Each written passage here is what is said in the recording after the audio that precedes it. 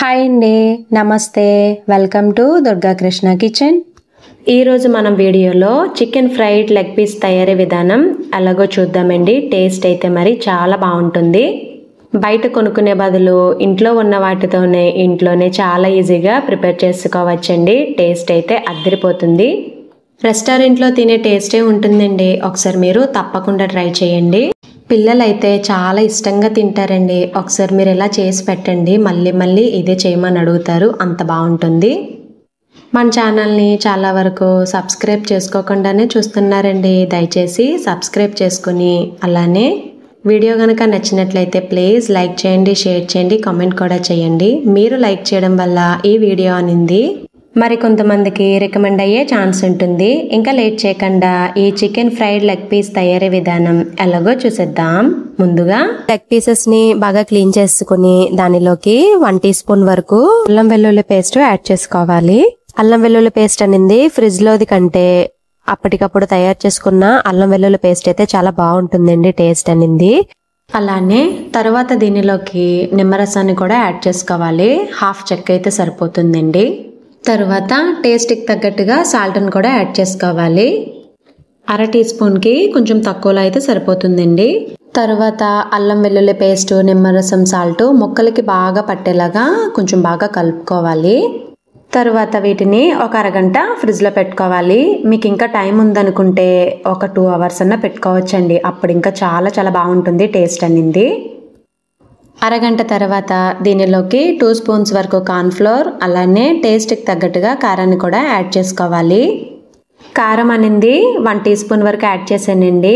తర్వాత half tea spoon వరకు garam masala powder, దానితో పాటే 1/2 టీ స్పూన్ వరకు ధనియాల పొడి, 1/2 టీ స్పూన్ వరకు పసుపు, అలానే 1 స్పూన్ వరకు మైదా వేసుకుని ఈ పౌడర్స్ అన్ని ముక్కలకి బాగా పట్టేలాగా కలుపుకోవాలి వీడియోలో చూపిస్తున్న విధంగా. తర్వాత ఒకవేళ మీ దగ్గర కార్న్ఫ్లోర్ కనుక అవైలబుల్గా లేకపోతే ఆ ప్లేస్లోకి బియ్యం పిండి అయినా శనగపిండి అయినా తీసుకోవచ్చండి. పౌడర్స్ అన్నీ ముక్కలకి బాగా పట్టేలాగా కలుపుకున్న తర్వాత దీనిలోకి ఒక ఎగ్ను కూడా వేసుకోవాలి. ఎగ్తో ఒకసారి ముక్కల్ని బాగా కలుపుకుని మళ్ళీ ఒక అరగంట పాటు ఫ్రిడ్జ్లో పెట్టుకోవాలి. అరగంట తర్వాత అండి ఇది ఫ్రిడ్జ్లోంచి తీసుకున్న ముక్కలకి లైట్గా రెడ్ ఫుడ్ కలర్ని యాడ్ చేసుకోవచ్చు. ఇది ఆప్షనల్ మాత్రమేనండి. తర్వాత వీటిని డీప్ ఫ్రై చేసుకోవాలి. డీప్ ఫ్రై కోసం స్టవ్ మీద ప్యాన్ పెట్టి హీట్ అయిన తర్వాత ఆయిల్ యాడ్ చేసుకోవాలి. ఎక్కువ ఆయిల్ అవసరం లేదండి. మనకి ముక్క సగానికి కొంచెం తక్కువలో ములిగేంత వరకు అయితే సరిపోతుంది.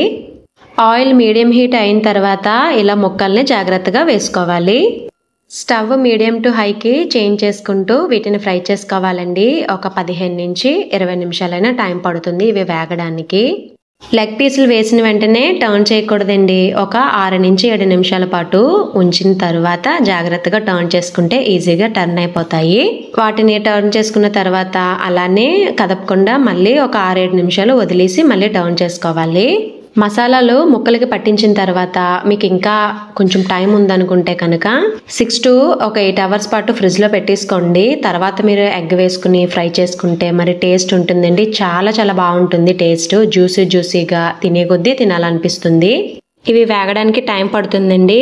ఒక 20 మినిట్స్ అయినా సరే చాలా ఓపికతో ఫ్రై చేసుకుంటేనే మనకి టేస్ట్ అనేది అద్దరిపోతుంది.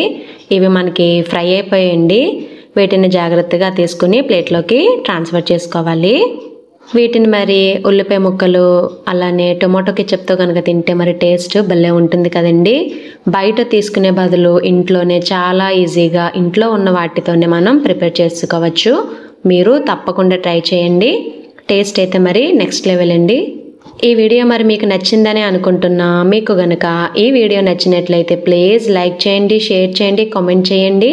కొత్తగా ఛానల్ని వ్యూ చేసే వాళ్ళు సబ్స్క్రైబ్ చేసుకుని పక్కనే ఉన్న బెల్ ఐకాన్ని కనుక క్లిక్ చేసినట్లయితే నా వీడియోస్ని మీరు రెగ్యులర్గా ఫాలో అవ్వచ్చు.